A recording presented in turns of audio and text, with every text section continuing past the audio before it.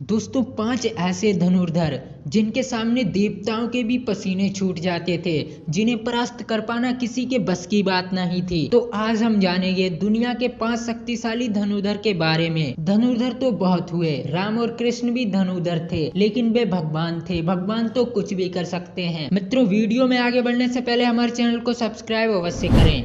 जिसमें पहले नंबर पर आता है बर्बरिक। कहते हैं बर्बरिक की धनुर्विद्या से भगवान श्री कृष्ण भी सतर्क हो गए थे। युद्ध के मैदान में भीमपुत्र बर्बरिक ने दोनों खेमों के मध्य बिंदु एक पीपल वृक्ष के नीचे खड़े हो गए और ये घोषणा कर डाली कि मैं उसी पक्ष की तरफ से लड़ूंगा जो युद्ध हार रहा होगा। भीम के पुत्र बर्बरिक के समक्ष जब अर्जुन तथा भगवान श्री कृष्ण उनकी वीरता का चमत्कार देखने के लिए उपस्थित हुए, तब बर्बरिक ने अपनी वीरता का छोटा सा मात्र नमूना ही दिखाया। कृष्ण ने कहा, ये जो वृक्ष है इसके सारे पत्तों को एक ही तीर से छेद दो तो मैं मान जाऊंगा। बर्बरिक ने आज्ञा लेकर तीर को वृक्ष की ओर छोड़ा। जब तीर सारे पत्ते एक एक करके छेदता जा रहा था, उसी दौरान एक पत्ता टूटकर भगवान कृष्ण के पैर के नीचे आ गया। कृष्ण ने उस पत्ते को ये सोचकर अपने पैर से छुपा लिया कि ये पत्ता छेद होने से बच जाएगा, लेकिन सभी पत्तों को छेदता हुआ वह तीर भगवान श्री कृष्ण के पैरों के पास जाकर रुक गया। तब बर्बरिक ने कहा, प्रभु, आपके पैर के नीचे एक पत्ता दबा है, कृपया पैर हटा लीजिए, क्योंकि मैंने सिर्फ पत्तों को छेदने की आज्ञा दी है, आपके पैर को नहीं। उसके इस चमत्कार को देखकर श्री कृष्ण चिंतित हो गए।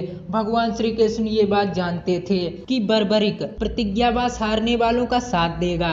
यदि कौरव हारते हुए नजर आए तो फिर पांडवों के लिए संकट खड़ा हो जाएगा। यदि जब पांडव बर्बरिक के सामने हारते नजर आए तो फिर पांडवों का साथ देगा। इस तरह वे दोनों ओर की सेना को एक ही तीर से समाप्त कर देगा। इसलिए भगवान श्री कृष्ण ब्राह्मण का वेश बनाकर सुबह सुबह बर्बरिक के शिविर के द्वार पर पहुंच गए और दान मांगने लगे।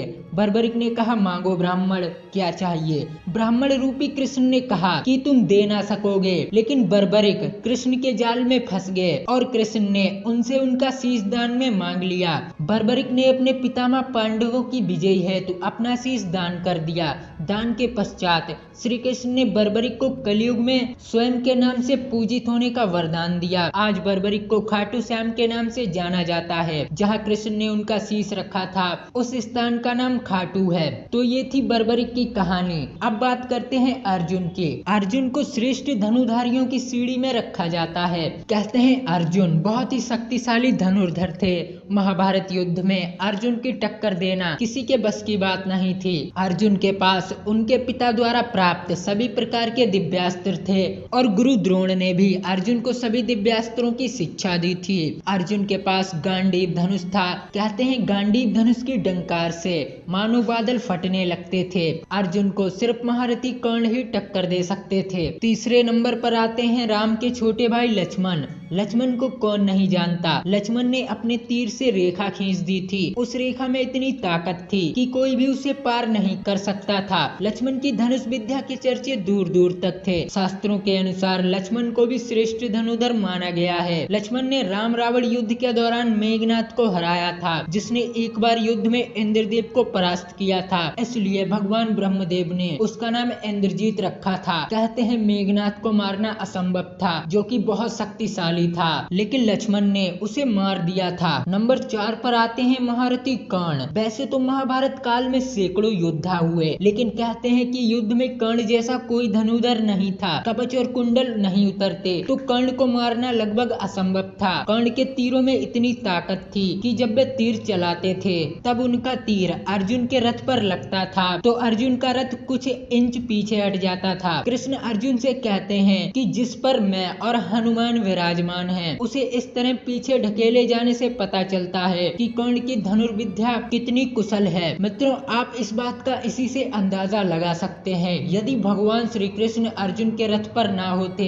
साथ ही हनुमान जी भी ना होते, तो अर्जुन के रथ का क्या होता। नंबर 5 पर आते हैं एकलव्य। गुरु द्रोण की मूर्ति बनाकर मूर्ति के समक्ष एकलव्य ने संपूर्ण धनुर्विद्या सीखी थी। गुरु द्रोण को जब इस बात का पता चला कि एकलव्य अर्जुन से भी श्रेष्ठ बाण चलाना सीख गया है। तो उन्होंने एकलव्य से पूछा कि तुमने इस धनुर्विद्या को कहां से सीखा। इस पर एकलव्य ने गुरु द्रोण की प्रतिमा दिखाई। गुरु द्रोण अर्जुन को श्रेष्ठ बनाना चाहते थे, इसलिए उन्होंने एकलव्य से दक्षिणा में उनका अंगूठा मांग लिया। एकलव्य ने भी बिना संकोच अपना अंगूठा दान कर दिया। दोस्तों, एकलव्य शक्तिशाली होने के साथ साथ महान धनुर्धर भी थे।